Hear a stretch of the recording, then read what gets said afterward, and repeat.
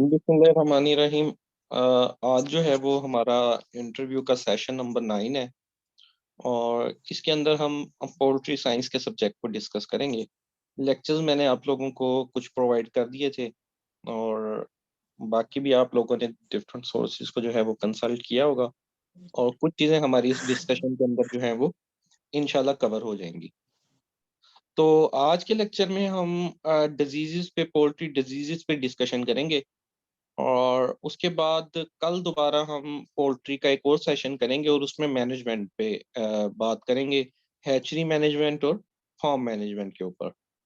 तो स्टार्ट करते हैं हम पोल्ट्री साइंस से और इसकी डिजीज मैनेजमेंट से। तो सबसे पहले जो है न्यू कैसल डिजीज जो है, इसके साइंस और सिम्टम्स मुझे कौन बताएगा? न्यू कैसल डिजीज के sign and symptoms. Yes sir. जी, वसीम अफजल मार मेहर। सर न्यू कैसल डिजीज को रानीखेत भी कहते हैं।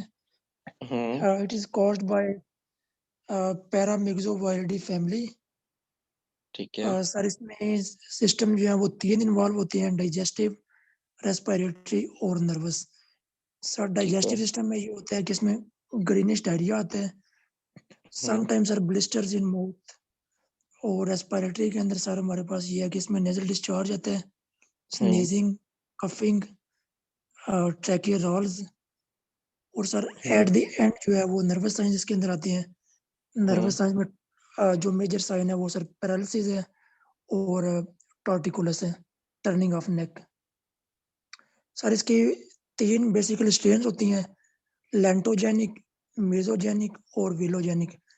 लेंटोजेनिक है वो सबसे जो है वो मतलब माइल्ड डिजीज काज करती है। अ, उसके बाद सर जो मेसोजेनिक है that cause intermediate disease mostly in young animals, young birds.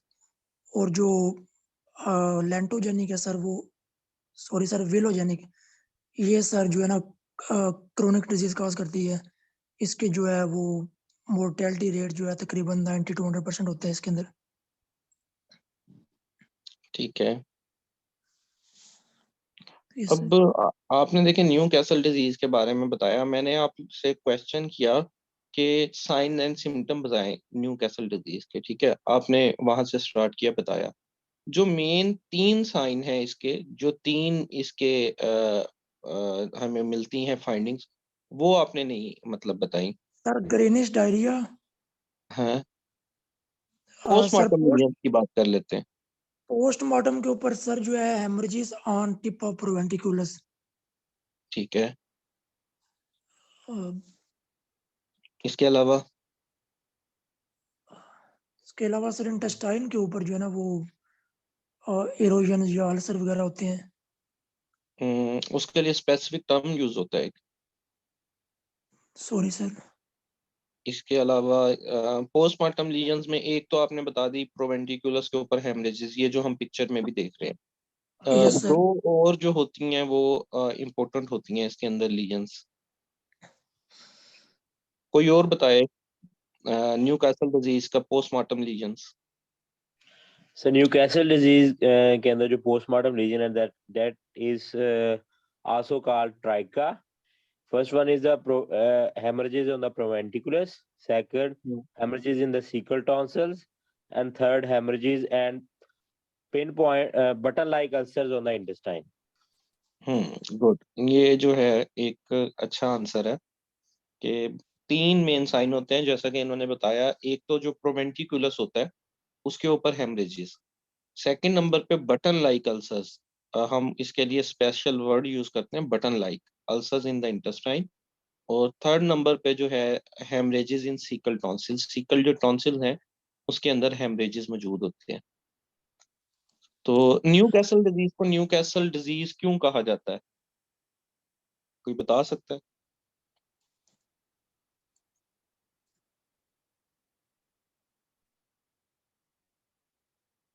ये इंग्लैंड का सिटी है न्यू कैसल।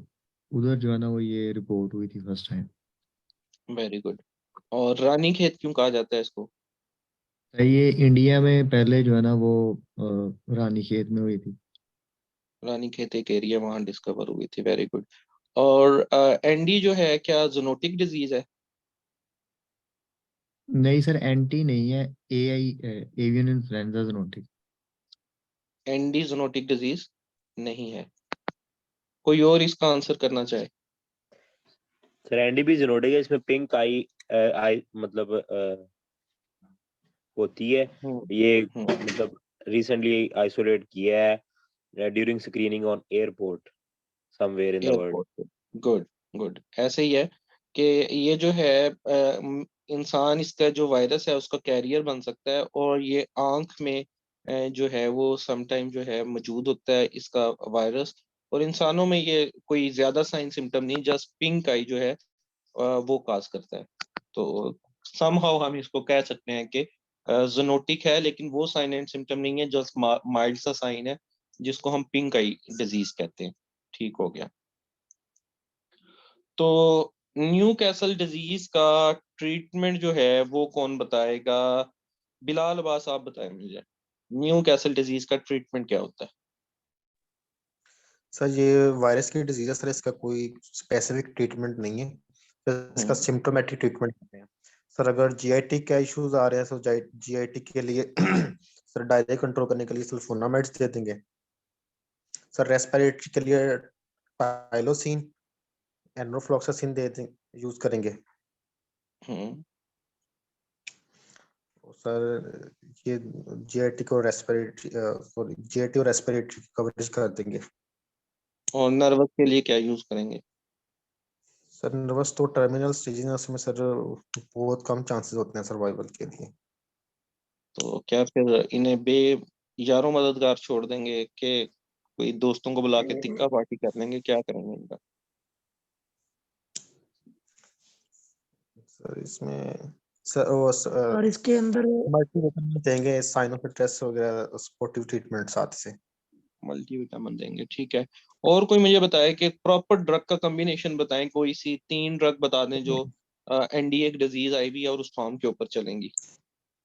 जैसे कि अभी मतलब इन्होंने एंटीबायोटिक तो बता दी, टाइलोसिन जी और जिक्र कर तो दिया मेनली जो सल्फोनामाइड का।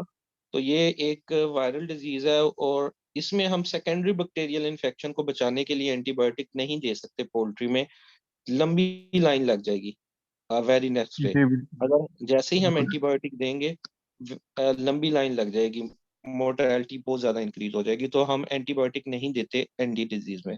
कोई और मुझे बताए फिर क्या ट्रीटमेंट हम करते हैं? सर लाइसोजाइम एंजाइम देते हैं इम्यूनिटी बूस्टर के तौर पे। उसके अलावा तो वो कैसे विटामिन इम्यूनिटी बूस्ट ई करता है सेलेनियम। लाइसोजाइम? लाइसोजाइम का क्या रोल है इम्यूनिटी को बूस्ट करने में? सर ये एक एंजाइम है जो रेडीमेड एंजाइम है जिसे हम सॉरी चलें, अच्छा लाइसोजाइम देंगे, उसके बाद?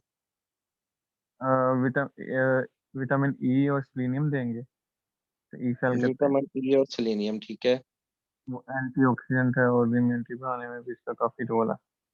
हम्म प्लस अगर कोई बैक्टीरियल इन्फेक्शन हमें मिलती है तो हम सेफ एंटीबायोटिक की तरफ जाते हैं, जैसे ऑक्सीटेट्रासाइक्लिन हो गया और फॉस्फोमाइसिन हो गई। ये सेफ एंटीबायोटिक्स हैं वायरल इन्फेक्शन के लिए?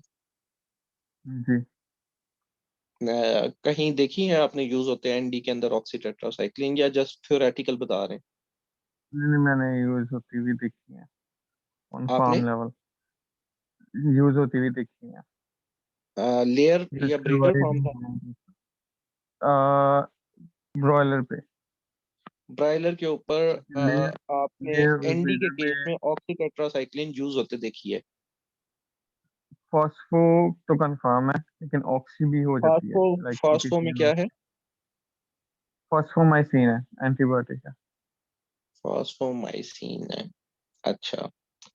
चलें, और कोई मुझे जो है अच्छा इसमें टाइलोसिन यूज कर सकते हैं? अब सांस का भी तो मसला है, उसको नहीं हल करना? इससे हम स्पोर्टिव के लिए ब्रोंकोडायलेटर्स वगैरह देते हैं। गुड, ब्रोंकोडायलेटर यूज जैसे करेंगे उसके लिए, ठीक है।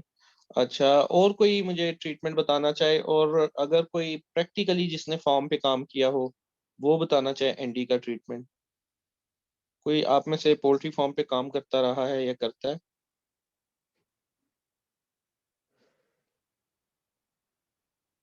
So the most effective treatment nowadays in the market is vitamin E, selenium, plus any available herbal preparation that stimulates the immune system. For example, nowadays Fertal Pharma की एक आ रही है Kimchi Stock L that is showing magical result against viral diseases. उसमें क्या है? तो उसकी लंबी कंपोजिशन है काफी, उसमें मतलब हर्बली उस हर्बल प्रोडक्ट चीजें। में। जी सर। फारा C12 का नाम सुना है? फारसी FRA। फारसी 12 से इसके अच्छे रिजल्ट है किमची स्टॉक के। वो कैसे एक्ट करती है वायरस के ऊपर? बिल्कुल उसके सर, वो अंदर उसकी क्या है? बहुत नो आइडिया अंदर उसके क्या है ये नहीं तो पता, उसके लेकिन अंदर आनंद सच फैटी है। एसिड्स हैं, डिफरेंट डिफरेंट काइंड के फैटी एसिड्स हैं, कोटेड होते हैं, जो एंटेरिक कोटेड होते हैं। उनका भी राइट। मेनली काम जो है वो गट हेल्थ को इम्प्रूव करने में होता है। प्लस वो अ, मतलब वायरस और बैक्टीरिया में इजीली एब्जॉर्ब होके उसको किल करने का भी काम करता है। वायरस और बैक्टीरिया में मतलब वायरस को भी किल कर देते हैं वो, जो उसके अंदर आप बता रहे हैं कि कोई पॉलीसैकेराइड लिपो प्रोटीन्स वगैरह होती हैं, क्या वो वायरस को भी किल जी। कर देती हैं? तो वायरस के वो मेनली डीएनए में इनकॉर्पोरेट होके उसको फर्दर म्यूटेशन होने से, और सॉरी म्यूटेशन कह रहा हूँ, प्रोपोगेट या फिर मल्टीप्लाई होने से रोकते हैं। Very good, very good. चलें, ठीक है, मैं आपको थोड़ा सा इसका न्यू कैसल डिजीज का बारे में, ट्रीटमेंट के बारे में बता दूं। जैसा कि बताया आप लोगों ने कि ये एक वायरल डिजीज है, तो इसके लिए हम सिम्टोमेटिक ट्रीटमेंट करेंगे। और सिम्टोमेटिक ट्रीटमेंट में हम मोस्टली जो है, सबसे पहले तो ये वायरल डिजीज है, हमने इम्यूनिटी को बचाना है। इम्यूनिटी को बचाने के लिए लाइसोजाइम यूज हो जाता है, विटामिन ई सेलेनियम की प्रिपरेशन यूज हो जाती है। आप जो है कोई हर्बल प्रिपरेशंस यूज कर सकते हैं। अगर रेस्पिरेटरी सिस्टम मुतासिर हुआ हुआ अफेक्टेड है, तो उसके लिए आप ब्रोंकोडायलेटर यूज करेंगे। टाइलोसिन वगैरह या एनरोफ्लॉक्सासिन ये आप इसके अंदर नहीं यूज करते। ऑक्सीटेट्रासाइक्लिन भी जहां तक मैंने फील्ड प्रैक्टिस की 3 साल में इसमें रहा, तो मैंने नहीं देखी कहीं पे एंटीबायोटिक यूज होते। हम अवॉइड ही करते हैं एनडी के केस में। स्पेशली अगर कहीं यूज हुई तो ट्रायल बेसिस पे हो सकता है रिजल्ट मिल गए हों, उसमें कुछ कहा नहीं जा सकता। जी तो सर, फिर फर्स्ट ये है। 3 डेज है ना वो अवॉइड करते हैं। जी। फर्स्ट 3 डेज जो है ना मेनली हम वो अवॉइड करते हैं। 3 डेज चले उसको अवॉइड करते हैं। उसके बाद हाँ, हम फिर एक मेडिसिन फारा C12 के नाम से भी मार्केट में अवेलेबल थी। उसके अंदर जो है ये फैटी एसिड्स होते हैं, उनका काम बेसिकली ये होता है कि वायरस के इर्द गिर्द जाके कोटिंग कर लेते हैं। एंटी वायरल ड्रग्स देखें होती हैं मार्केट में available. Amantadine is one of the antiviral drug. ठीक है, बेसिकली एंटीवायरल ड्रग्स कैसे एक्ट करती हैं, वो किल नहीं कर सकती वायरस को, बट वायरस जो है उसके 5 स्टेप होते हैं प्रोपागेशन करने के। उसने अपनी कोटिंग उतारनी है, उसके बाद उसने जो है वो उसके जो सिस्टम है उसके ऊपर, सेल का जो सिस्टम है उसके ऊपर कब्जा करना है, फिर उसने अपनी प्रोपागेशन करनी है। तो कोई भी ऐसी ड्रग, कोई ऐसा केमिकल जो उनमें से किसी एक स्टेप को रोक दे, तो वायरस जो एक प्रोपागेट कर रहा है वो रुक सकता है। ठीक है, तो फिर ये है कि एक ड्रग की मैंने आपको फंक्शनिंग बताई। ओवरऑल भी आपसे अगर कोई पूछता है कि वायरस को किस तरह से रोका जा सकता है, या जो ड्रग्स हैं वो किस तरह से एक्ट करती हैं, और एंड्रो और अमेंटाडिन की प्रिपरेशन, एंड्रोफ्लॉक्सासिन एंड अमेंटाडिन की प्रिपरेशन एआई में यूज होती है। एआई से मुराद एवियन इन्फ्लुएंजा, उसमें अच्छे रिजल्ट देती है। बट बात वहीं पे कि आप यूज करेंगे एंटीबायोटिक, तो या वो एंटीबायोटिक काबू पा लेगी जल्द सेकेंडरी इन्फेक्शन वगैरह को कंट्रोल करके, अमेंटाडिन जो है वो वायरस को कंट्रोल करके, या जो है इम्यूनिटी और सप्रेस होगी, और जो डिजीज है वो अगले दिन ही मोर्टेलिटी जो है फ्लॉक की वो शूट अप कर जाएगी। ठीक है, ये जस्ट लाइक एक्सपेरिमेंटल होता है, लेकिन मैंने खुद मतलब 3-4 जगह पे ये यूज करवा के एवियन इन्फ्लुएंजा के केस में पॉजिटिव रिजल्ट लिए हुए हैं। अच्छा, तो न्यू नेक्स्ट डिजीज की तरफ चलते हैं, इन्फेक्शियस बर्सल डिजीज की तरफ। तो आप में से कौन मुझे है इन्फेक्शन बर्सल डिजीज के जो है साइन सिम्टम्स पोस्टमार्टम लीजन्स बताएगा।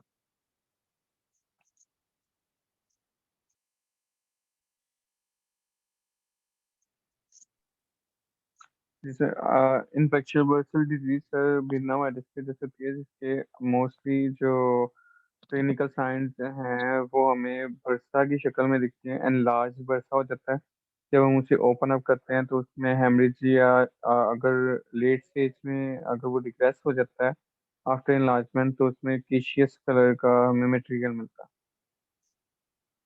और वाटर ड्रॉपिंग्स जो हैं वो क्लोका के पास हमें अटैच मिलती हैं, वाइट वाइट या येलो कलर की। आप अच्छा, आप फार्म में एंटर होते हैं, अभी आपने बर्ड ओपन नहीं किया, तो आप एक जो है सुपरफिशियल आइडिया आपके ज़हन में किस तरह से आएगा कि आईबीडी डिजीज है बर्ड्स को देख के?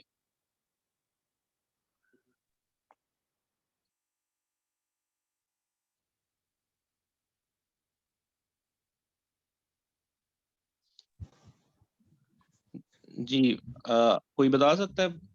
वेंट सर पेस्टिंग होगी sir. Sir miss Waqas ship भाई? वेंट पिकिंग करेंगे बर्ड और वेंट पेस्टिंग होगी। मतलब वेंट सर पिकिंग करेंगे, इसमें बर्ड बर्ड पेस्टिंग होगी। जो है ना, मतलब कि इस तरह शोर मचा, मतलब दर्द से बहुत ज्यादा शोर करता है ना, शोर भी बहुत होता है फ्लॉक के अंदर ना, जिस तरह के दर्द के साथ कोई जानवर अगर चिल्ला रहा हो। Sir, can I? ये कोई नहीं, ये साइन गलत है, इस तरह से नहीं। और कोई और बताए? Just, so just after entering the farm, we will see for droppings, and droppings yes, will be whitish and yellowish in color, and we will whitish see and yellowish, good. whitish and yellowish. We will see birds from the backside. There will be vent picking, and there will be blood around the vent. That is due to that is self-inflicted or inflicted picked by the others. Then we will go for the postmortem. In postmortem, first of all, we will see pectoral muscle lesion. Then we will see the bursa. Bursa will have different condition depending upon the stage of the disease. There may be lesion in the bursa. There may be thick capacious material in the bursa. Secondly, so spleen, as a viral disease, so spleen will be enlarged, and good. maybe urease deposit on the kidney. On the kidney, kidney भी इसके अंदर मुतासर हो सकती हैं। तो ठीक है, आपने जो है अच्छे साइन एंड सिम्टम्स को जो है ना वो एक ओवरऑल करके बताया कि एक तो जब हम फार्म में एंटर होते हैं तो बर्ड्स इसमें लेथार्जिक और बैठे हुए होंगे, ना कि वो शोर मचाते फिर रहे होंगे, क्योंकि उनके जो है वो प्रॉब्लम आया हुआ है और वो प्रोस्ट्रेट करके बैठ जाएंगे। प्रोस्ट्रेशन कहते हैं मतलब प्रोस्टेट ग्लैंड को नीचे लगाना, जब जानवर या बर्ड बैठता है उसको प्रोस्ट्रेशन कहते हैं। सजदा करने को भी प्रोस्ट्रेशन कहते हैं। नीचे बैठा होगा और उसकी जो वेंट है उसके ऊपर वाइटिश पेस्टिंग होगी, वेंट पिकिंग भी कर सकते हैं बर्ड। इसके अलावा जो है उसकी ड्रॉपिंग्स का कलर हम नोट करेंगे, वो वाइटिश कलर की होंगी, येलोइश भी, लेकिन ज्यादातर येलोइश जो ड्रॉपिंग्स हैं वो फाउल टाइफाइड के केस में आती हैं। तो ज्यादा ये वाइटिश कलर की इसमें ड्रॉपिंग्स होती हैं। कुछ बर्ड जो हैं वो जो नियर टू डेथ होते हैं वो ट्रेमलिंग भी कर रहे होंगे, ठीक है, उनको जो है बॉडी आप उनको विंग से पकड़ के उठाएंगे तो उनकी लेग्स ट्रेम्बल कर रही होंगी। फिर उसके बाद जब बर्ड को ओपन करके देखेंगे तो डेफिनेटली बर्सा के ऊपर जो साइन सिम्टम्स हैं, सबसे इंपॉर्टेंट वर्ड इसमें वैसे यूज होता है gelatinous bursa, gelatinous, but that depends upon the stage कि किस स्टेज के ऊपर ये बीमारी है। फिर सप्लीनोमेगाली भी हो सकती है, सप्लीन बढ़ी हुई, और इसके अलावा जो है यूरेट्स के डिपोजिट्स हो सकते हैं जो किडनीज हैं उसके अंदर। ये इसके साइन एंड सिम्टम्स में आ गया। तो जो है इसका मुझे काइंडली बताइएगा ट्रीटमेंट क्या होगा, कोई एक जिसको पता हो ताकि हम नेक्स्ट डिजीज की तरफ मूव कर जाएं, एग्जैक्ट जिसको पता हो ट्रीटमेंट।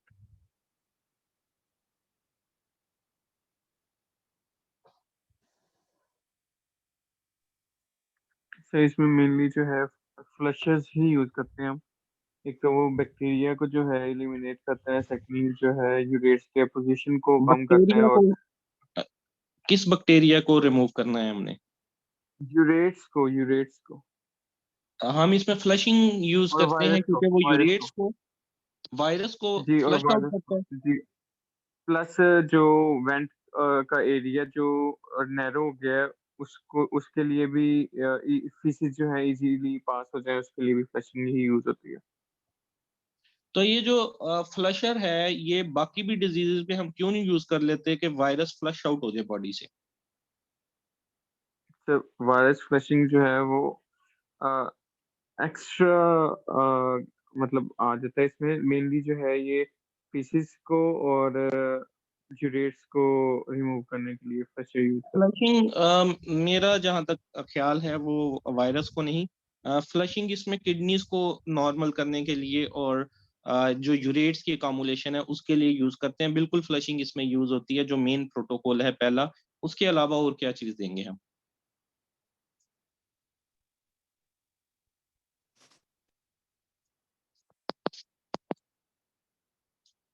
चलिए मैं आप लोगों को बताता चलता हूँ। इसके अंदर टेम्परेचर क्योंकि बॉडी का अप होता है, तो हम जो है कोई ऐसी मेडिसिन एंटीपायरेटिक देंगे जिससे बॉडी टेम्परेचर कम आए। उसमें इंसानी मेडिसिन में डिस्प्रिन, पैनाडोल वो भी यूज हो सकते हैं। और जो है ये जो पैनाडोल के सिरप वगैरह होते हैं वो यूज हो जाते हैं, पानी में मिला के बेसिकली देने होते हैं। फ्लशिंग इनकी करवाई जा सकती है जो है, ताकि किडनीज जो है वो बेहतर आए। और साथ में आप इम्यूनिटी को बूस्ट अप करने के लिए कोई इम्यूनिटी बूस्टर दे देते हैं। ये जी आईबीडी का हो जाता है। नेक्स्ट हम आ जाते हैं एवियन इन्फ्लुएंजा पे। तो सर एवियन जी, सर ये फ्लशिंग किस तरह करनी है? इसमें काइंडली पोल्ट्री का एक्सपीरियंस नहीं है तो जरा ये बता दें। फ्लशिंग पोल्ट्री के अंदर कहलाती है कि जो इनका यूरिनेशन का अमल है उसको बढ़ा देना, वो अमल कहलाता है फ्लशिंग, फ्लश करना। तो फ्लशिंग करने के लिए कुछ कमर्शियली प्रीपेयर्ड फ्लशर्स भी मिल जाते हैं, ठीक है, गम्बोरेक्स के नाम से। और वो डिफरेंट कंपनियां डिफरेंट नाम से, बेसिकली उसमें फ्रूसामाइड होता है। और वो क्या करेगा, आप समझ लें कि फ्लशिंग एंटी डायूरेटिक देना है कि ज्यादा यूरिन बाहर निकले, ताकि किडनीज में यूरेट की अकामुलेशन ना हो सके। इस प्रोसेस को फ्लशिंग का प्रोसेस कहा जाता है। सर ये फ्लशिंग हम इसलिए भी करते हैं ताकि उसका एनर्जी लेवल डाउन होता है, थोड़ा सा एनर्जी देने के लिए। एनर्जी देने के लिए अगर जो है फ्रूसामाइड है या गम्बोरेक्स है, तो वो कैसे एनर्जी को बूस्टअप करेगा? सर वो नहीं, वैसे ये शुगर सोल्यूशन में यूज करते हैं 5%। कंसंट्रेटेड शुगर सोल्यूशन भी तो यूज होता है। वो जब कंसंट्रेटेड शुगर सॉल्यूशन यूज होता है तो that will act as a flusher. Energy source के तौर पे वो काम नहीं करेगा। एनर्जी सोर्स के तौर पे उसकी एक खास कंसंट्रेशन होती है, तब वो एनर्जी सोर्स के तौर पे काम करेगा। और जैसे कि हम 4% सोल्यूशन देते हैं तो वो बेसिकली एज ए फ्लशिंग के तौर पे उसको काम करता है, दूध में मिला के या जिस तरह करते हैं। कुछ हद तक आप कह सकते हैं कि चलें उसकी बॉडी को एनर्जी प्रोवाइड करेगा, लेकिन that will be in case of जब हम वो फ्लशिंग दूध और चीनी वाली करेंगे, ठीक है। लेकिन अक्सर लोग वो दूध चीनी वाली फ्लशिंग नहीं करते, फार्मूला नहीं अपनाते, वो जस्ट जो है कमर्शियली प्रीपेयर्ड फ्लशर यूज करते हैं। तो वो तो एनर्जी नहीं देगा। फ्लशिंग का बेसिक मकसद उसकी किडनीज को जो है वो साफ करना। ठीक है सर, सर डिस्प्रिन एक तो चीज ऐड कर दूं। ये थोड़ा सा बता दें, पैनाडोल यूज करते हैं बर्ड्स के अंदर, मैंने सुना नहीं यूज पैनाडोल करते। भी यूज करते हैं, डिस्प्रिन भी यूज करते हैं, ब्रूफन भी यूज करते हैं। ये जो सिरप आ जाते हैं ना मार्केट में अवेलेबल, या टैबलेट्स हैं, पानी में जो पोल्ट्री होती है उसकी ज्यादा मेडिसिन पानी के अंदर डाली जाती है। जो पूरे फ्लॉक होते हैं, 1 लीटर के अंदर कह देते हैं कि इतना सिरप डालना है, 1 लीटर के अंदर इतनी गोली डालनी है, वो प्रिपरेशन बना के दे दी जाती है इनको। और इनके अंदर मोस्टली पैनाडोल, डिस्प्रिन और ब्रूफन, इन्हीं के जो है टैबलेट्स और सिरप यूज होते हैं। इनमें कोई दूसरी जैसे लॉक्सिन या ये वो नहीं यूज होती ड्रग्स। सर मेरा एक क्वेश्चन है कि हम जो है एंटी के अंदर जो है कोई भी जो एंटीबायोटिक वो क्यों नहीं यूज करेंगे, क्योंकि वो इम्यूनो सप्रेसेंट का काम करेगी। जी जी, इम्यूनो सप्रेसेंट का काम करेगी वो। एंटीबायोटिक ने अंदर जाके, हम लोग खुद भी ले लेते हैं तो एंटीबायोटिक के आपको पता है साइड इफेक्ट्स भी होते हैं। फिर उसने एक जाके अंदर बैक्टीरिया से लड़ना है, अंदर नई लड़ाई शुरू हो जाएगी, इम्यूनिटी सप्रेस हो जाएगी। तो सर फिर बाकी वायरल में हम क्यों यूज कर रहे हैं? उसमें भी तो ये मसला हो सकता है। बाकी वायरल में भी यूज नहीं करते, आईबीडी इसमें भी नहीं यूज करते, बाकियों में भी नहीं यूज करते। सिर्फ एवियन इन्फ्लुएंजा के अंदर हम जो है उसके रिजल्ट, मैंने आपको वही कहा कि वो भी कुछ लोग यूज करते हैं, कुछ नहीं करते। और वो भी अमेंटाडिन के कॉम्बिनेशन में, एंड्रोमेंटाडिन का कॉम्बिनेशन आता है। अमेंटाडिन एक एंटीवायरल ड्रग है, उसका रिजल्ट भी जो है आप ये कह लें कि रिस्की होता है, कुछ लोग यूज कर लेते हैं, कुछ लोग यूज नहीं करते। ठीक हो गया सर। सर एक चीज ऐड कर दूं। जी जी। सर वर्षा की पहले हाइपरट्रॉफी होती है और एंड के ऊपर जो है ना वो डिक्रीज हो जाता है, हाँ हाइपरट्रॉफी हो जी, जाती है उसकी। हाँ जी, उसके अंदर फिर वो मटेरियल आ जाता है, या जो है वो हेमरेजेस होंगे, या उसके अंदर कैजियस मटेरियल होगा जी फर्स्ट सर। लाइन। जी, ठीक हो गया। तो अब बात कर लेते हैं एवियन इन्फ्लुएंजा की। एवियन इन्फ्लुएंजा की कौन सी टाइप है जो पैथोजेनिक है, ज्यादा डेडली है, जो ह्यूमन को भी इफेक्ट करती है? Sir type A. Type A. इसका थोड़ा सा मुझे इसके बारे में मतलब बताइए कि टाइप ए कौन सी होती है? सर टाइप ए होती है सर। टाइप ए होती है इसका। चले मुझे काजेटिव एजेंट के बारे में थोड़ा सा बताएं कि क्या है इसका काजेटिव एजेंट। ऑर्थोमिक्सोवायरस है। हम्म। तो इसमें 3 टाइप्स होती हैं, जैसे ए बी एंड सी। और इसकी स्ट्रेन? ये मेरे ख्याल H5 है जो मोस्ट ज्यादा H5N1 use. H5N1। H5N1। H5N1, H और N से क्या मुराद है? हीम H एग्लूटिनिन और हीमोग्लूटिनिन है न्यूरामिनिडेज। न्यूरामिनिडेज। और न्यूरामिनिडेज। हीमग्लूटिनिन और न्यूरामिनिडेज, ठीक हो गया। तो अ, पाकिस्तान में इसके कब कब आउटब्रेक हुए हैं एवियन इन्फ्लुएंजा के ह्यूज लेवल पे? 2002 में हुआ है। हम्म। 2007 में जो बहुत फेमस है, बर्ड फ्लू, बर्ड फ्लू के नाम से, बिल्कुल। जिसने डिस्ट्रक्शन कॉज की थी। ठीक हो गया। तो इसके कोई मुझे जो है साइन सिम्टम्स और क्लिनिकल फाइंडिंग्स बता दे एवियन इन्फ्लुएंजा की। तो साइनोटिक कॉम्ब होती है और वेटल हो जाते हैं इसमें, हम्म। और नेक्रोटिक स्किन होती है, शैंक्स के ऊपर लीजन बन जाते हैं। हम्म। वियर रेस्पिरेटरी साइन होते हैं, जिसमें ट्रेकिया में ब्लड आना स्टार्ट हो जाता है, स्वीयर ट्रेकाइटिस हो जाता है, और इसमें डाइजेस्टिव ट्रैक्ट है वो भी इफेक्ट होती है। हम्म।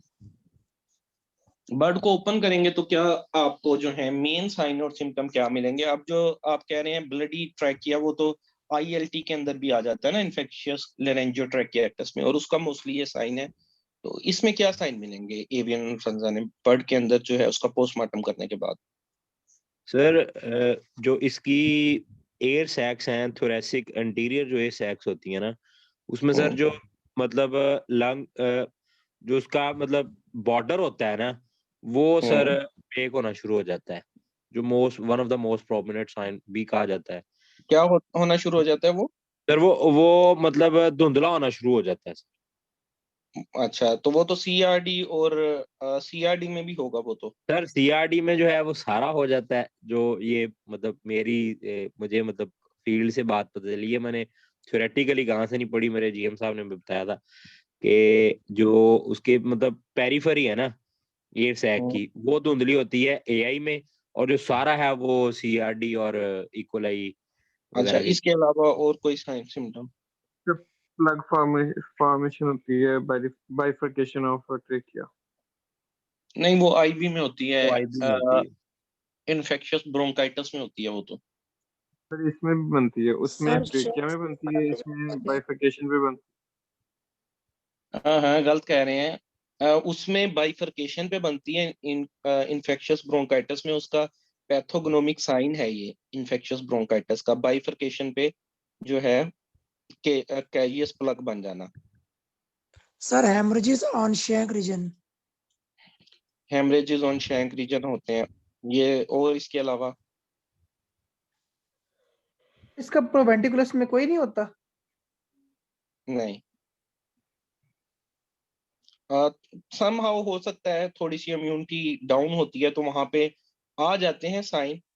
एवियन इन्फ्लुएंजा के जो साइन सिम्टम्स और ये क्लिनिकल फाइंडिंग्स हैं, वो बहुत ज्यादा क्लियर नहीं होती।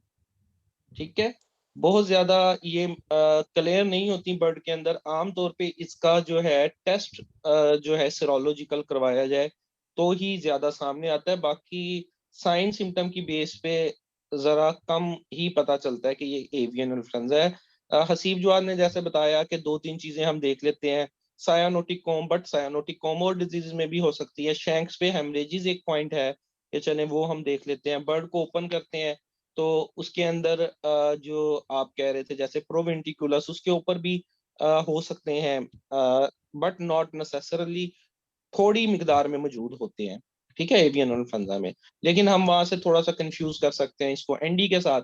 फिर पेरीफ्री वाला न्यू पॉइंट बताया है हसीब जवाद ने कि पेरीफ्री जो होगी एयर सैक्स की, वो धुंधली हुई होगी। इसके अलावा जो ट्रैकिया है उसके अंदर भी मौजूद होगा अपना ये कैजियस मटेरियल।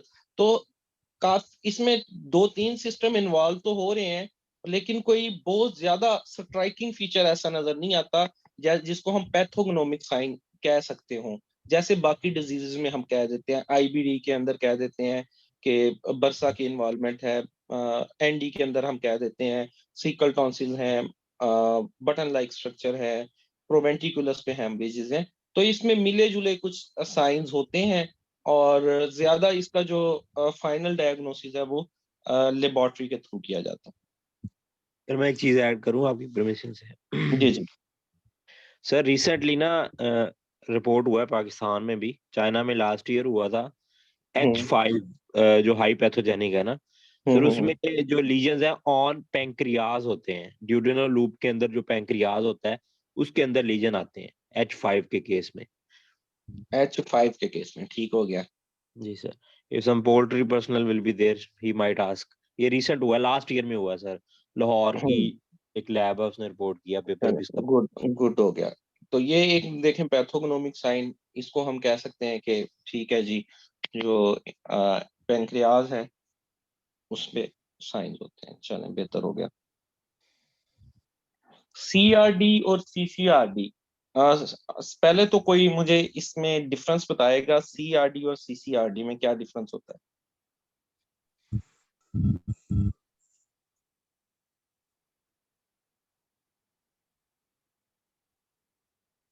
सर जो सीआरडी सर ये कॉज बाई माइकोप्लाज्म होती है। सर जो सीसीआरडी है सर, सीसीआरडी में साथ इकोलाई की भी इन्वॉल्वमेंट हो जाती है। Very good. तो जो है सीआरडी किसका एब्रीविएशन होगा और सीसीआरडी किसका एब्रीविएशन होगा?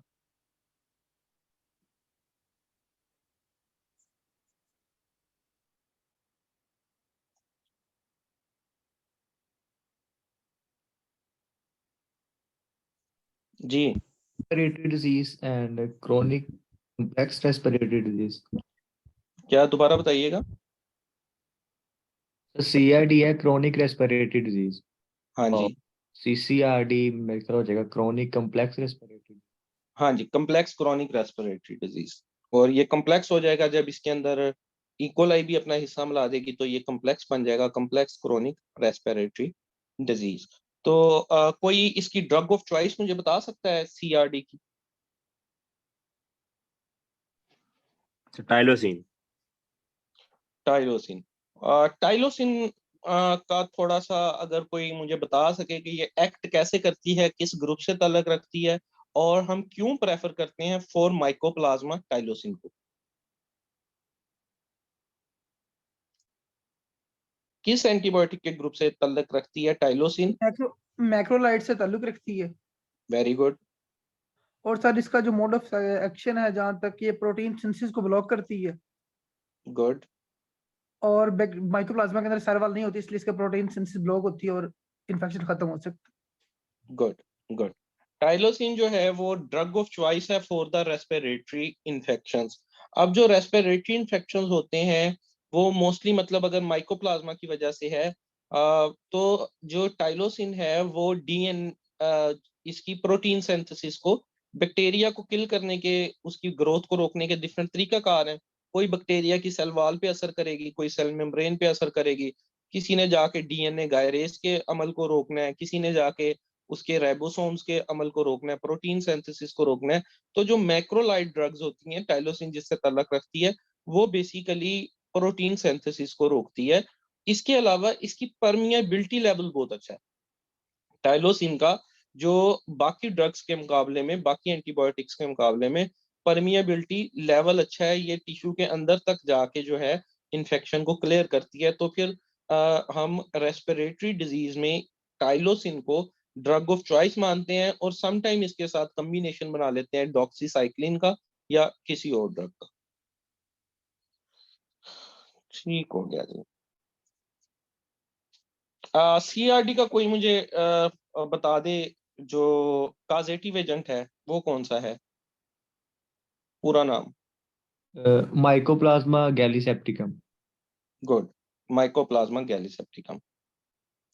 नेक्स्ट हम आ जाते हैं, नेक्स्ट डिजीज हम देख लेते हैं फाउल टाइफाइड।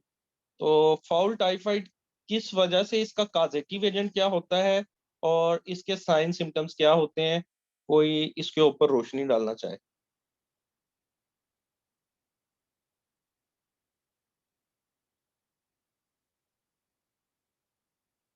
कोई से 2-3 लोग अपने माइक ऑन कर लें, मैं उनमें से एक को नॉमिनेट कर देता हूँ तो वो बता दे। आज ज्यादा पोल्ट्री वालों का डे है। सर ये साल्मोनेला गैलिनरम से कॉज होती है। साल्मोनेला गैलिनरम, ठीक है, ठीक और कह सर रहे ये हैं। डायरिया डायरिया कॉज होता है वो इसके अंदर whitish whitish, yellowish whitish diarrhoea cause होता है, ठीक है। इंट्राइटस के बस साइंस होंगे, बाकी और ज्यादा नहीं पता। एंट्राइटिस के साइन होंगे और इसका एक पैथोग्नोमिक साइन है, वो कोई मुझे बताना चाहे, फाउल टाइफाइड का पैथोग्नोमिक साइन? लीवर पे पिन पॉइंट व्हाइटिश कलर के नेक्रोटिक एलियंस बन जाते हैं। नहीं sir bronze colour bronze colour liver होता है इसके अंदर। Bronze yellow colour liver, that is pathognomonic sign. बाकी लीवर के ऊपर अगर आप फुकाई या उसकी बात करें, वो और भी डिजीज में आ सकते हैं। लीवर का कलर जो है वो ब्रोंज, या ये जैसा कि पिक्चर के अंदर आप देख रहे हैं, जो है ये लीवर है, ये वाला हिस्सा, तो ये ब्रोंज येलो कलर का है। और इसके अंदर अगर आप ड्रॉपिंग्स देखें तो ड्रॉपिंग का जो कलर है वो येलोइश टिंज कलर है, जो आमतौर पे होती है आईबीडी, इन्फेक्शियस बर्सल डिजीज, उसमें समहाउ वाइटिश कलर होता है। और टाइफाइड में, फाउल टाइफाइड में जो येलो स्टिंज है वो थोड़ा ज्यादा मौजूद होता है। इसके अलावा टेम्परेचर होगा, एंट्राइटिस काफी ज्यादा होगा, क्योंकि बेसिकली ये साल्मोनेला की वजह से, या साल्मोनेलल जो डिजीजेज है वो एंट्राइटिस काज करती हैं। तो इसके लिए ड्रग ऑफ चॉइस मुझे कोई बता दे फाउल टाइफाइड के लिए।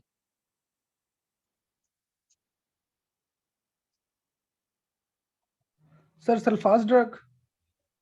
Sir chloramphenicol. Florfenicol, sulpha drug, ciprofloxacin, ये सारी। फ्लोरफेनिकोल भी एज ए यूज होती है इसके लिए ड्रग ऑफ चॉइस, सिप्रोफ्लॉक्सासिन भी इसके लिए as a drug of choice use होती है। ठीक हो गया। तो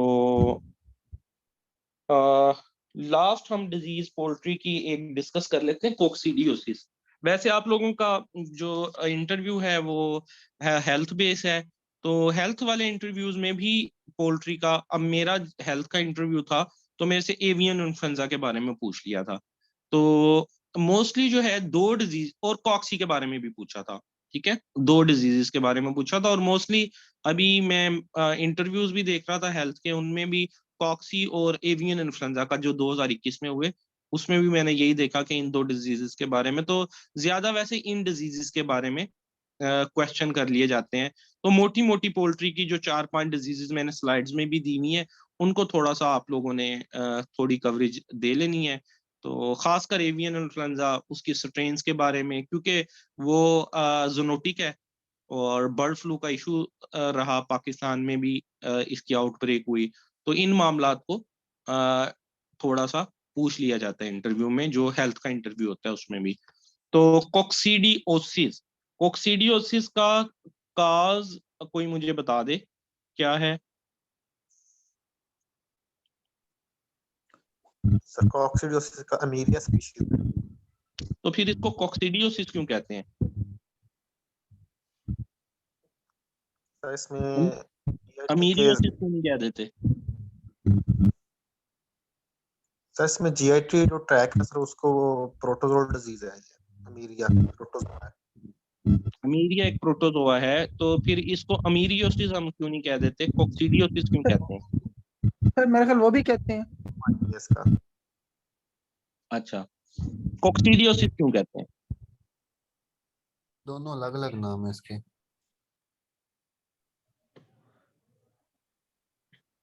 सर नहीं बता। सर इसके अंदर सिक्का जो है वो इन्वॉल्व होता है। तो सीका की मुनासबत से कह देते हैं, जी सर। सिकोडियोसिस ना कह दें फिर इसको। सर सिर्फ सिक्का तो इन्वॉल्व नहीं ना होता, डिफरेंट पार्ट्स ऑफ सर कहने इंटेस्टाइन को के तो कुछ भी involved कह सकते हैं। मैं आपको बताता हूँ, जो अमीरिया है वो एक कोक्सीडिया है। कोक्सीडिया जो है वो वन टाइप ऑफ प्रोटोजोआ है, ठीक है। और आगे जो है इसकी सब टाइप जो है वो इमेरिया आ जाती है, इसकी वजह से इसको कोक्सीडियोसिस कहा जाता है।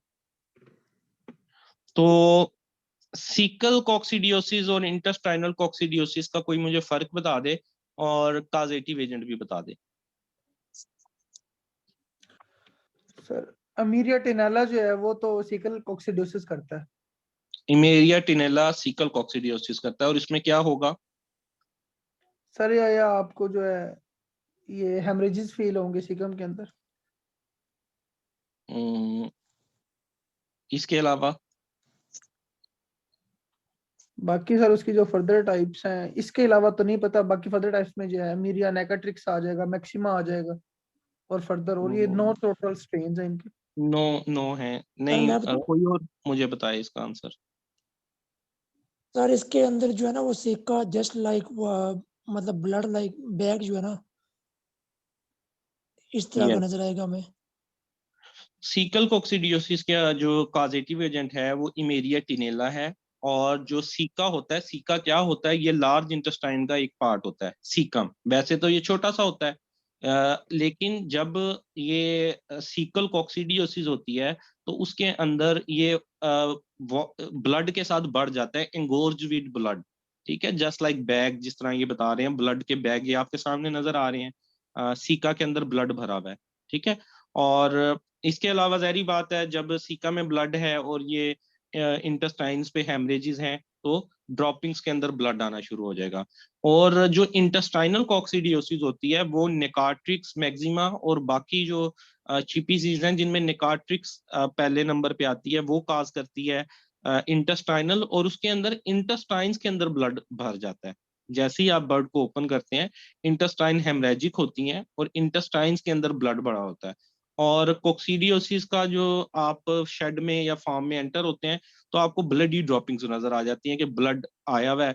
जो मोर्टेलिटी हुई होती है उसको आप ओपन करके देखते हैं तो वहां से आपको पता चल जाता है कि ये सीकल कोक्सीडियोसिस है या इंटेस्टाइनल कोक्सीडियोसिस है। और इसके ट्रीटमेंट क्या, अगर हम प्रोटोकॉल देख लें तो एंटी कोक्सीडियल ड्रग्स इसके अंदर एक तो यूज होंगी, एंटी कोक्सीडियल ड्रग। कोई बताएगा एंटी कोक्सीडियल ड्रग का नाम?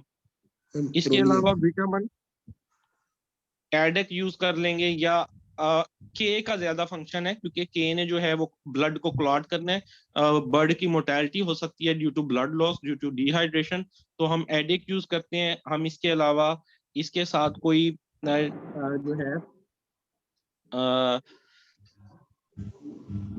प्रिपरेशन आप कह लें जो वाटर की जैसे ये होती हैं अपना पेडिट्राल वगैरह, ओआरएस ओआरएस वगैरह, ताकि जो पानी जिस्म के अंदर लगे, ठीक है। हाँ जी, तो इसकी सर ड्रग ऑफ ये चॉइस। जी जी, एंटीऑक्सीडेंट ड्रग का कोई नाम बता दे। हाँ जी, वो एक स्टूडेंट ने बताया भी है। सल्फर ड्रग्स यूज करते हैं मेनली, और टोटल हाँ जी, दो ड्रग्स हैं इसमें जो यूज होती हैं। एक होती हैं सल्फा ड्रग्स और दूसरी होती है एम्प्रोलियम। ये एंटी कोक्सीडियल ड्रग्स हैं।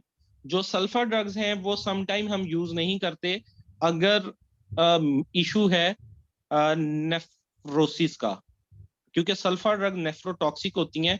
अगर जो है हम देखते हैं किडनीज की स्वेलिंग है, नेफ्रोसिस है, तो हम सिर्फ सल्फर ड्रग्स यूज नहीं करते।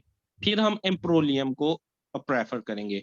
एम्प्रोलियम का फिर ये एक फायदा ये भी है कि एम्प्रोलियम ड्रग जो इसकी डिफरेंट स्टेजेस होती हैं, इसमें जो कोक्सीडिया प्रोटोजोआ है, प्रोटोजोआ ने डिफरेंट स्टेजेस से गुजरना है, उसने अपना एग फार्म होना है, फिर डिफरेंट स्टेजेस से गुजर के अडल्ट में चेंज होना है ना। तो ये एग फार्म को भी एम्प्रोलियम किल करती है और अडल्ट फार्म को भी किल करती है।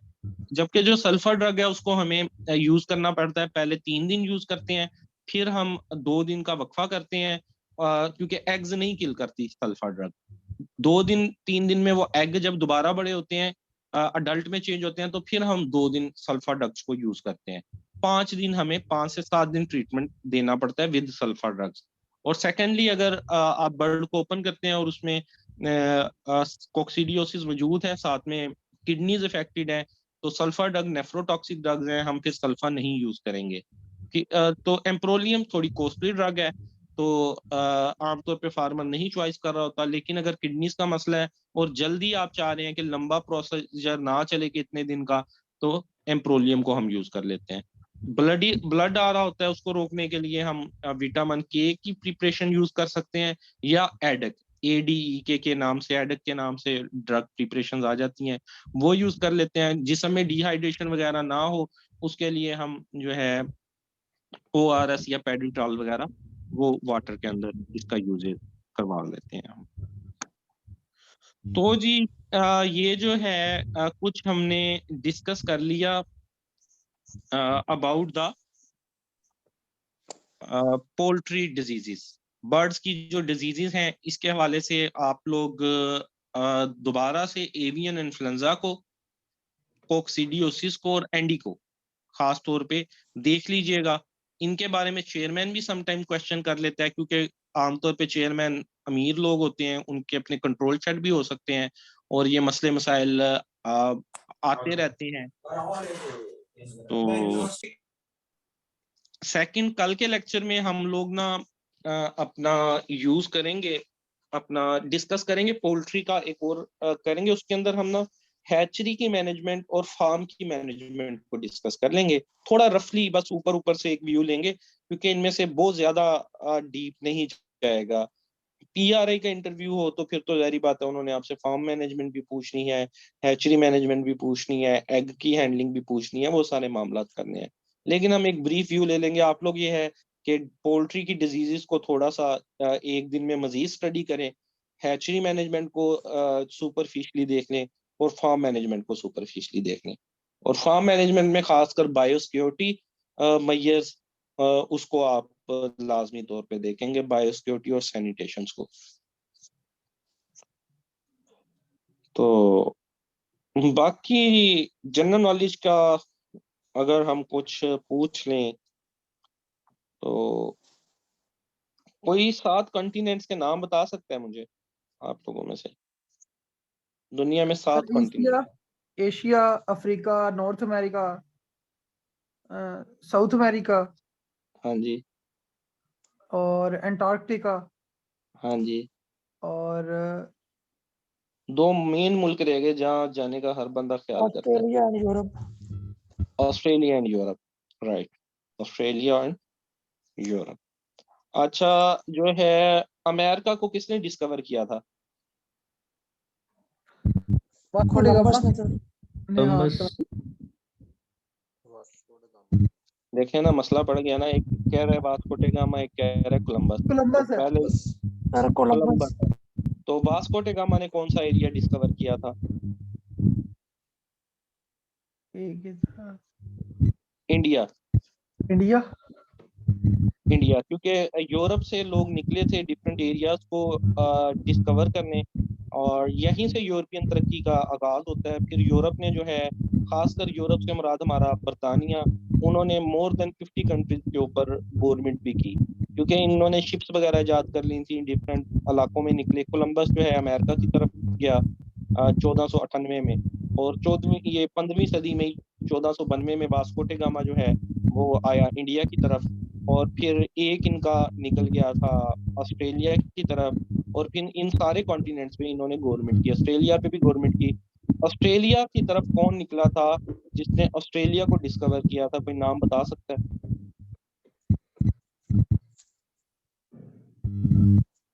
कैप्टन क्रुक 17वीं सदी में निकला था। कैप्टन क्रुक इनकी नेवी का हिस्सा था, वो वहां गया और फिर इन्होंने ऑस्ट्रेलिया में भी अपनी गवर्नमेंट कायम कर ली थी, न्यूजीलैंड में भी अपनी गवर्नमेंट कायम कर ली थी।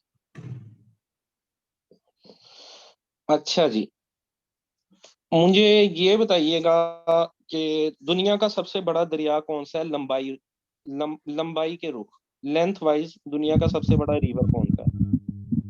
रिवर नील। अमेज़न। हाँ रिवर जी, नील। नील अमेज़न। सर। अमेज़न भी कह रहे हैं एक। नील। अमेज़न कौन कह रहा है? ये सर मैं कह रहा हूँ सर, मुतादिल कह रहे हैं। लॉन्गेस्ट अमेज़न और लार्जेस्ट नील। इसको आप थोड़ा सा उल्टा कर लें, बाकी सारे भी ठीक कह रहे थे, आपने एक नया नाम लिया अमेज़न का, लेकिन इसको ना थोड़ा सा तरतीब मुख्तलिफ कर लें। लंबाई के वो लॉन्गेस्ट जो है वो दरियाए नील है, और लार्जेस्ट जिसमें पानी की सबसे ज्यादा कैपेसिटी है, वाटर होल्डिंग कैपेसिटी, वो अमेज़न रिवर है। ठीक है। दुनिया का सबसे ऊंचा पहाड़ माउंट एवरेस्ट है, किस मुल्क में है? Nepal. Sir Nepal. Very good, Nepal में है। और दुनिया का सबसे बड़ा डेजर्ट कौन सा है? सहारा। सहारा। सहारा। अंटार्कटिका। चलें, आप लोग अपनी जगह ठीक है, हम सहारा को भी ठीक मान लेते हैं, बट दुनिया का सबसे बड़ा पहला नंबर पे डेजर्ट अंटार्कटिक है, दूसरे नंबर पे डेजर्ट आर्कटिक डेजर्ट है, और सहारा का नंबर 3 बनता है। बट वार्मेस्ट अगर हम पूछें कि दुनिया का सबसे गर्म सहरा दुनिया का सबसे बड़ा कौन सा है, फिर हम सहारा कह सकते हैं, सहारा। ठीक हो गया जी। दुनिया में ये बताइएगा कि पॉपुलेशन वाइज कौन सी कंट्री है जिसकी पॉपुलेशन सबसे ज्यादा है? China. China.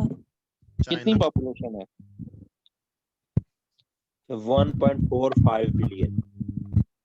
1.45 billion. Sir India ने बस पीछे छोड़ देना 1-2 सालों में चाइना। हाँ जी, इंडिया इसको पीछे छोड़ने के करीब है, और 2030 में गालबन इंडिया इसको। दुनिया की टोटल आबादी कितनी है? 8 बिलियन हो गई है सर, ये पिछले कुछ 1-2 वीक पहले 8 बिलियन हो गई है। गुड। बिलियन से मुराद होता है अरब, 8 अरब, जिसमें से आप देख लें 1.45 बिलियन जो है चाइना में रहते हैं, और 1.38 बिलियन जो है वो इंडिया में रहते हैं। नहीं सर, 38 नहीं, अब तो हो गई है 1.44 समथिंग। रिसेंट चेक करें सर। जो ये भी हाँ रिसेंट दोबारा भी आया था, 4 कर लें, बस चाइना के करीब ही है, और ये चाइना को जो है वो बड़ी जल्दी क्रॉस करने के लगभग है। अच्छा जी, पाकिस्तान और रशिया के ताल्लुकात कोई बताना चाहे? पाक रशिया ताल्लुकात। सर वो इमरान खान को पूछ लो। इमरान खान से पूछ लेते हैं, इंटरव्यू उसका ले लेंगे। नहीं सर, वो दसेगा भी कितना दे ताल्लुकात था। किधर से ताल्लुकात है? नहीं, कोई बताए पाकिस्तान रशिया जो है relation. Pakistan tries to have a good relation with Russia at different times, sir, but could not गलत। join.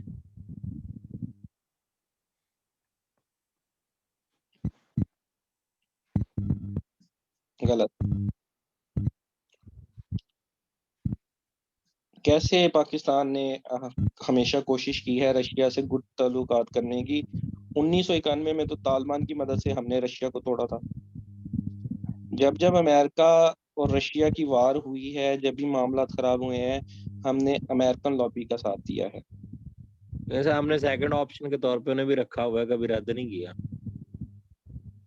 इंडिया ने रखा हुआ है, हमने सेकंड ऑप्शन के तौर पे समवट जब से रशिया बना उसके बाद से कुछ तल्लुकात हमने बेहतर करने की कोशिश की थी रशिया के साथ। वो भी जस्ट हमने उनसे गंदम लेनी होती है और कुछ हमने उनसे अमदाद लेनी होती है, तो उन मामलात में हम उसको प्रेफर कर देते हैं।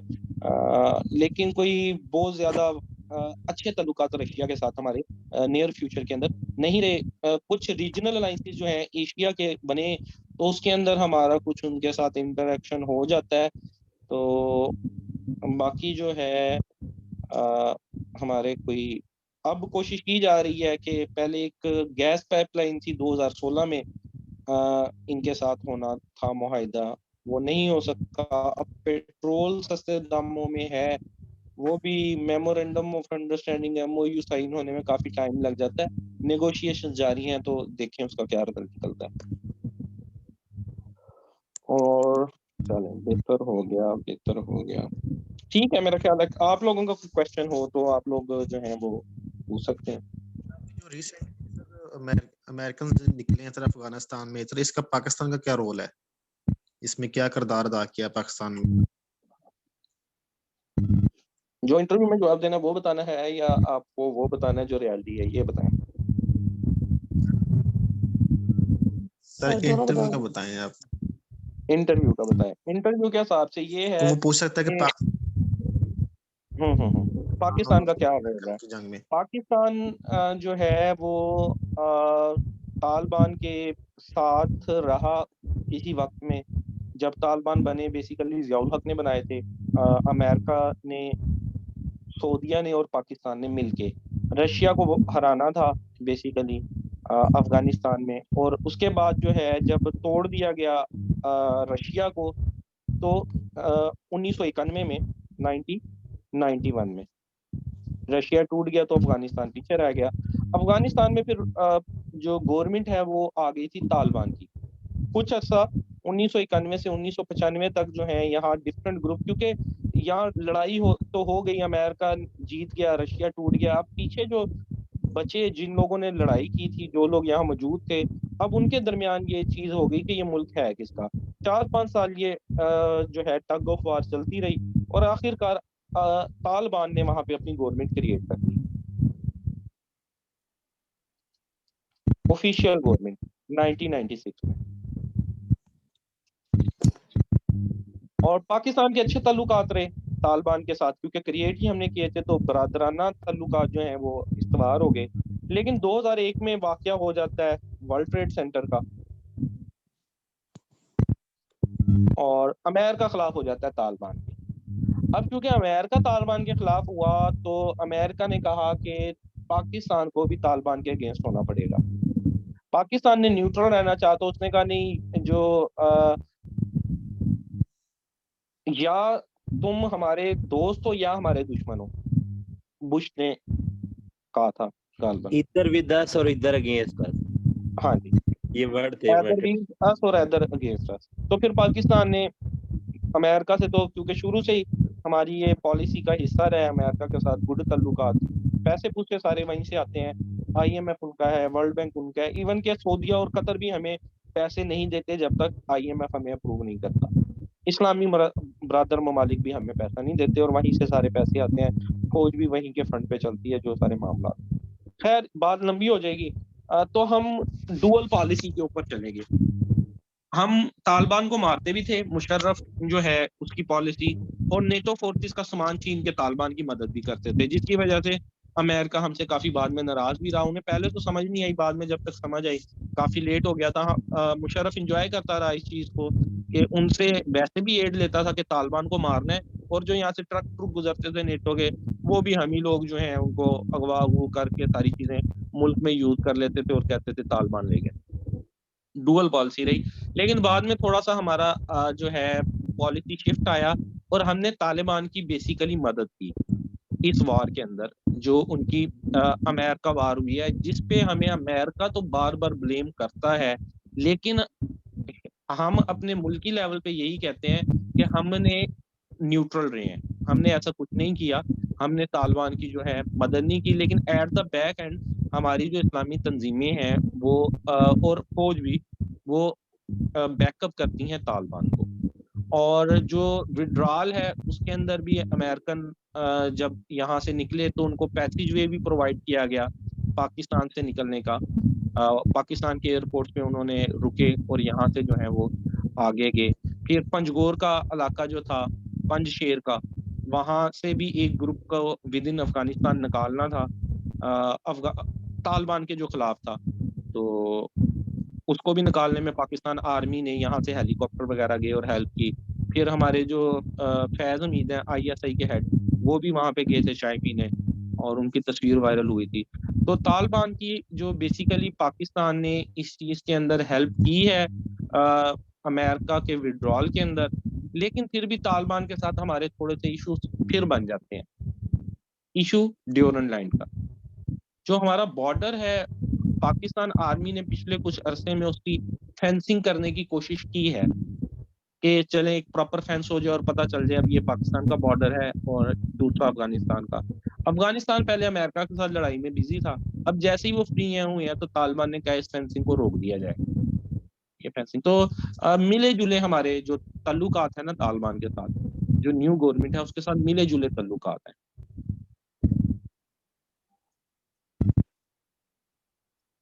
और कोई क्वेश्चन? वैसे इतना टाइम नहीं देंगे वो आपको इतनी लंबी बात करने का, 3 से 4 लाइनों में जवाब देना होता है।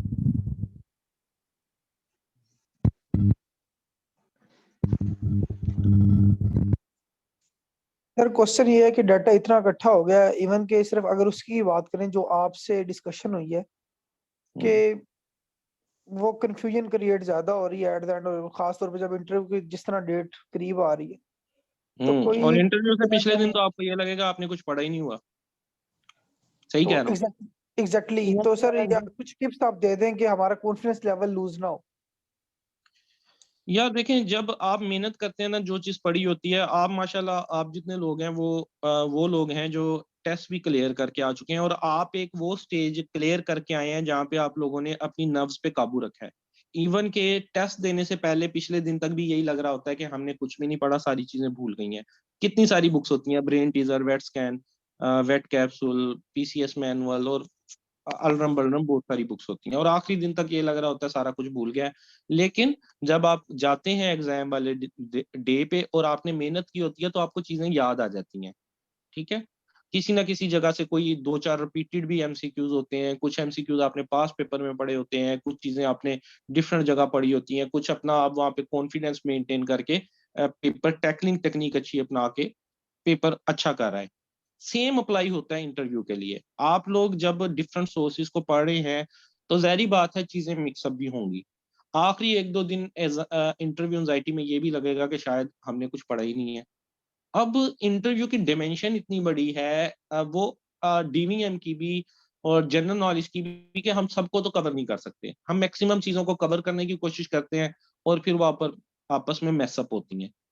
लेकिन इसके अंदर यही चीज है कि जस्ट लाइक आपका पेपर था, आपने चीजों को तैयार करते जाना है, पढ़ते जाना है।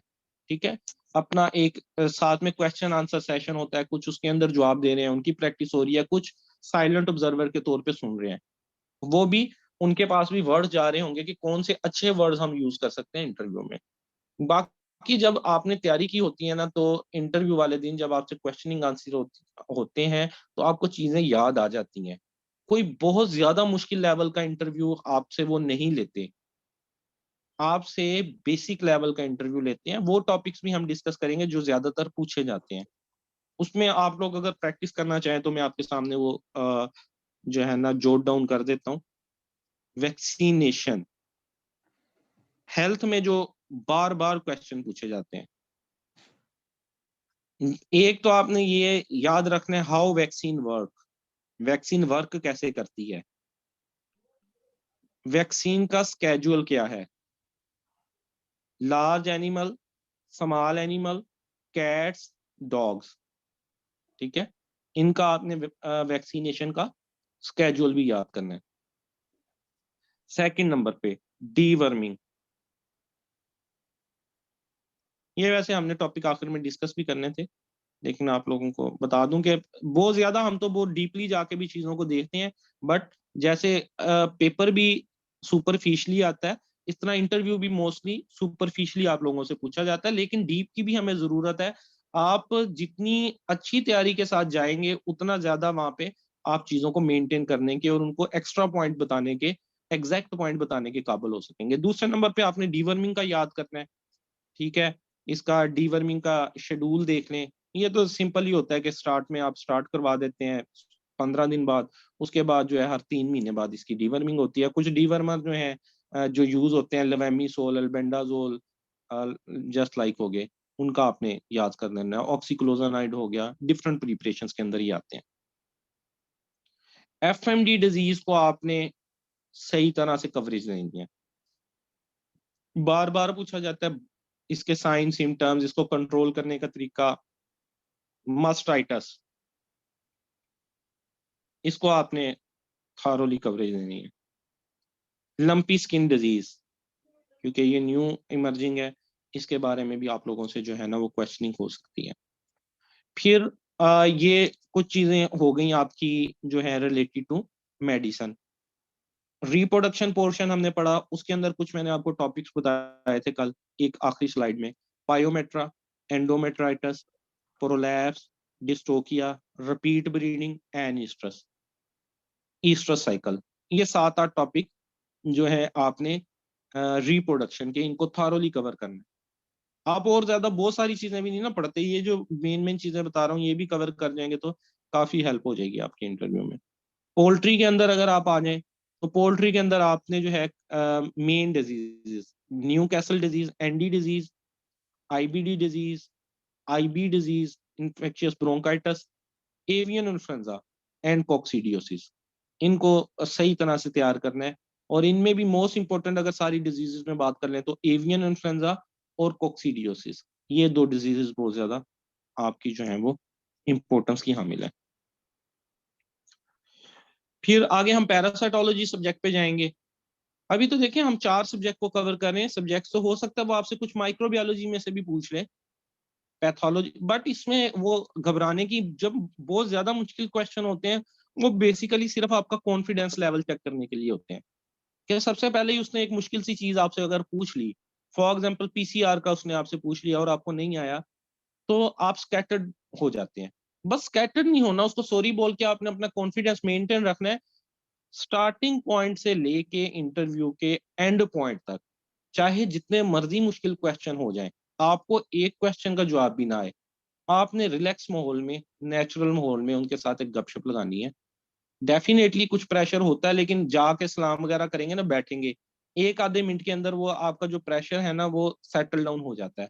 फिर आप गपशप मूड के अंदर आ जाते हैं। कोशिश ये करनी है बिल्कुल ही माइंड लॉस की तरफ नहीं जाना, कि बिल्कुल ही ब्लैंक हो जाए, कि बेसिक चीजें भी वो आपसे वैक्सीनेशन का पूछें, आपको वो भी ना आए। वो आपसे जी पूछें बिल्कुल ही कोई सी ब्रीड्स के नाम बता दो, साइवल ब्रीड क्यों इंपॉर्टेंट है, हाँ ये ब्रीड्स का लाजमी आप लोगों ने पढ़ के जाना इंटरव्यू में, ठीक है। ब्रीड्स का कुछ पूछ लें, साहिवाल की क्या इंपॉर्टेंस है, या जो है फ्रीजियन और इसका कंपैरिजन कुछ पूछ लें, और आपके एरिया के बारे में कुछ पूछ लें, वहाँ कौन सा फार्म मौजूद है। ऐसे आंसर्स पे भी आप स्कैटर्ड हो गए और प्रॉपर जवाब ना दे सके, फिर मसला क्रिएट होता है। बाकी जो जनरल आम क्वेश्चन है, आप लोग प्रैक्टिस भी कर रहे हैं, वो इतना मेरा ख्याल है आप लोग हैंडल कर लेंगे मामला को, चीजों को हैंडलिंग हो जाएगी आपकी इंशाल्लाह। सर और कोई क्वेश्चन? सर एक लेक्चर में एक स्पेशल जो है बिफोर इंटरव्यू हम ये हम्म चीजें आप में इस सेशन में जिस तरह आपने बताई हैं, ये छोटा छोटा मोटा मोटा अगर डिस्कशन हो जाए, जो पीपीटीज अवेलेबल नहीं है जिन चीजों की, मसलन जो नहीं, आपने इनके जिस तरह अवेलेबल है ना, इनके अवेलेबल है, हम इन चीजों पे चलेंगे आगे। आगे मैं आपको मटेरियल भी प्रोवाइड करूंगा। ये थोड़ा सा मैंने जो इंटरव्यू मोड है ना इसको चेंज किया है, इसको डिस्कशन मोड के ऊपर मैं लाया हूँ कि आप लोग आंसर्स करते हैं। अगर चले हम कोशिश, उस वाले में एक मोड ये होता है कि मैं आपको चीजें बताऊं, मैं आपको पढ़ाऊं, उसमें तो सिर्फ वैक्सीनेशन ही पढ़ेंगे ना, तो एक लेक्चर सिर्फ वैक्सीनेशन पे लग जाएगा। अब ये जी जिस तरह आप लोग देख रहे हैं डिफरेंट पोल्ट्री की डिजीजेस के, पोल्ट्री के ऊपर ही 6-7 दिन लग जाते होते हैं अगर डिजीजेस डिस्कशन के ऊपर होगा। इसमें हम यही करेंगे क्योंकि बेसिकली इसके अंदर अब वो पॉइंट आ गया जिसमें आपने आंसर करने हैं ना, आपको टैकलिंग आनी चाहिए क्वेश्चंस की। तो इन टॉपिक के ऊपर भी हम डिस्कशन रखेंगे। इसमें आप लिखते जाया करें अपने पास जो कॉपी पेंसिल है उसके ऊपर चीजें जो इंपॉर्टेंट है, जो कोई आंसर आपको अच्छे लगते हैं, चॉइस वर्ड्स की अच्छी लगती है बाकी एस्पिरेंट्स की, उसको चूज करते जाएं और लिखते जाएं। बाकी जो है फिर किस्मत की बात सर भी है। एक और सर चीज जो मुझे पहले सर शेड्यूल डिस्टर्ब सेंड कर दीजिए। जी जी, क्या डिस्टर्ब भाई कर रहा है आपको? सर मुझे एक जो चीज डिस्टर्ब करती है ना वो ये कि sir I was not expecting कि मेरिट लिस्ट में मेरा नाम आएगा। तो मुझे अब ये ज़हन में है कि मेरा अगर है भी ना तो बिल्कुल लास्ट में है कहीं करके।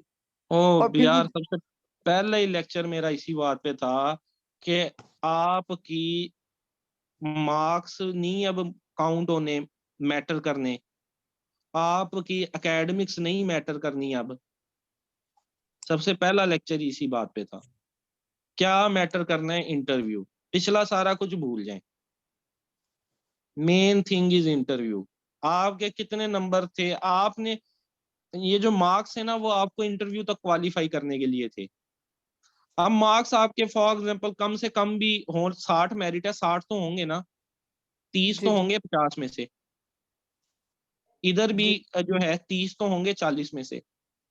एकेडमिक्स में बहुत ही जी कम जी सीजीपी है तो आपके 28 हो जाएंगे, इससे कम तो नहीं जाते एकेडमिक्स के। जी जी ये मैं नहीं कह रहा कि जिन लोगों का टेस्ट अच्छा हुआ या एकेडमिक्स में अच्छे हैं उनको कोई ड्रॉबैक है। उनको डेफिनेटली जो है 7-8 नंबरों का बेनिफिट ही है अभी तक, जिनके मार्क्स अच्छे हैं या एकेडमिक्स अच्छी है उनको मैं ये डीमोटिवेट हरगिज नहीं कर रहा। लेकिन उन लोगों को जो ये समझते हैं हमारी एकेडमिक्स लो है या मार्क्स लो है, तो वो इस पॉइंट के ऊपर बाकी सारी चीजों को कट ऑफ कर सकते हैं।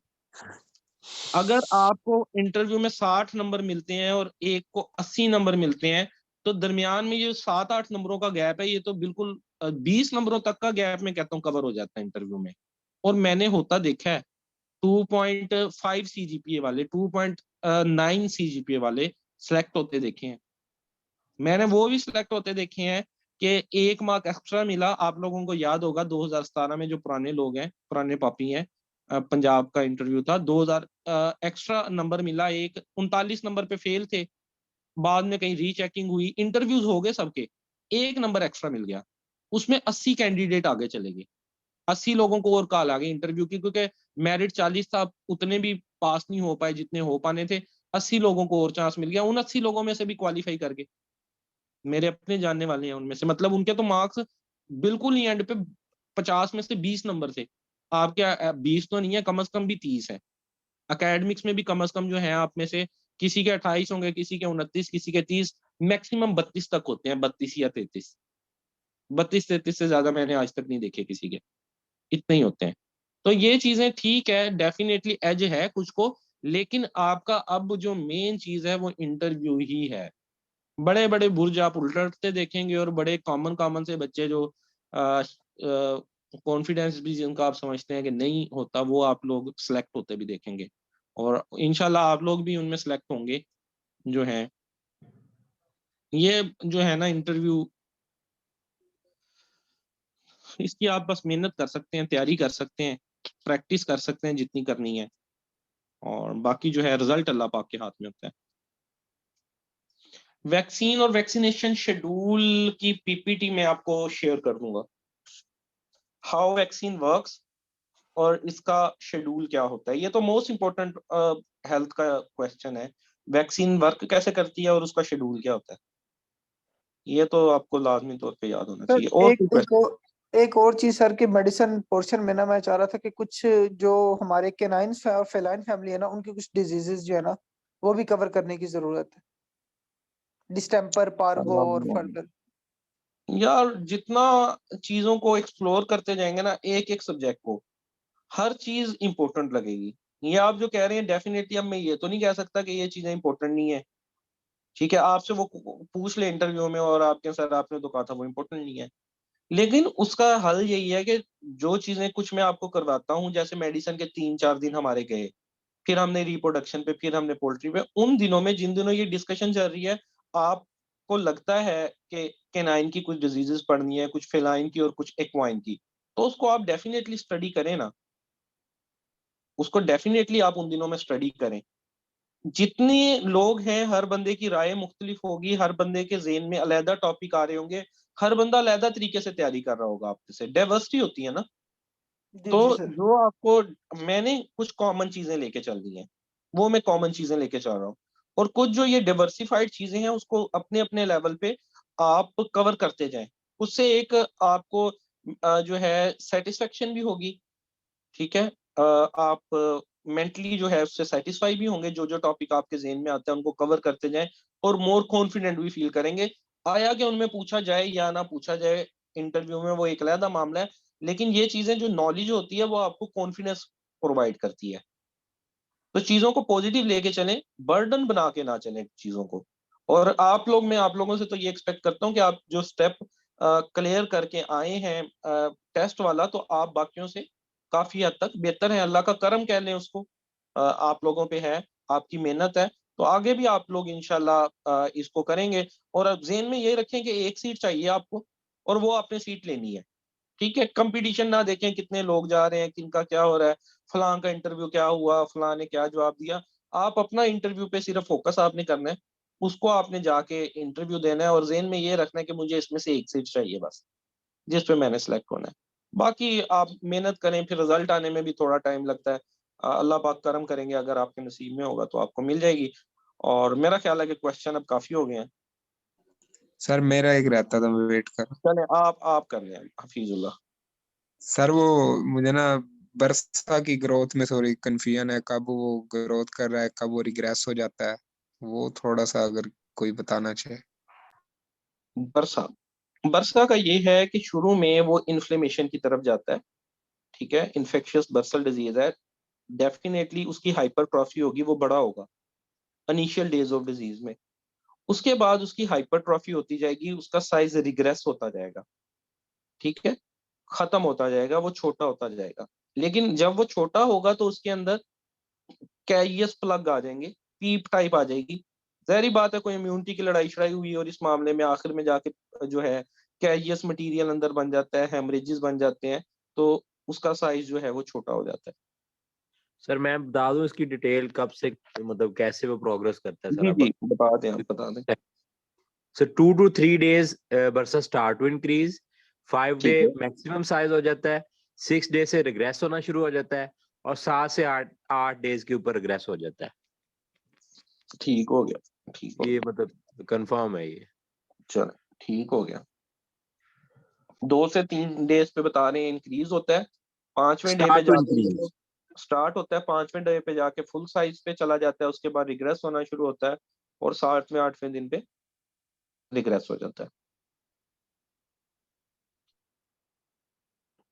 चलो ठीक हो गया जी। बाकी अगर किसी का कोई क्वेश्चन होगा ना, तो वो आप लोग लिख लें, और कल के जो सेशन है उसके अंदर हम कोशिश कर लेंगे उन क्वेश्चंस को एड्रेस करने की। कुछ को हम रिटर्न फॉर्म में ग्रुप के अंदर डिस्कशन में भी कुछ चीजों को सॉर्ट आउट कर सकते हैं। फॉर एग्जांपल आपको कोई मटेरियल चाहिए, कोई चीज चाहिए, तो वहां पे भी आप लोग इस चीज को कर सकते हैं डिस्कस। ठीक हो गया जी, अल्लाह हाफिज।